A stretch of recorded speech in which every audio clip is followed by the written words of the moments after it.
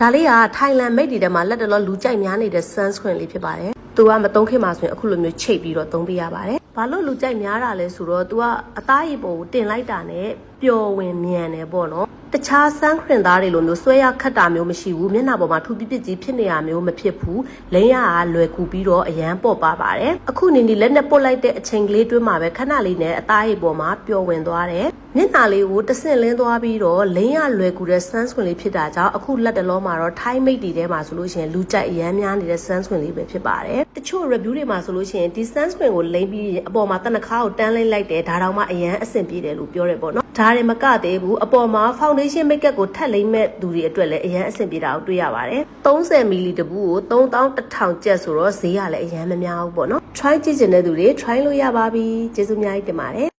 ကျွန်တော်စီမှာနေကဆန်းခွင်မှာယူလို့ကတစ်ချက်ပေါက်ဒါမှမဟုတ်ဘိုက်ပါ3996911938တင်းတို့ဆက်သွယ်မှာယူပေးပါခင်ဗျာလက်လီလက်ကရောင်းချပေးပါတယ်ငါးဘူးကစားပြီးလက်ကစားယူလို့ရပြီနော်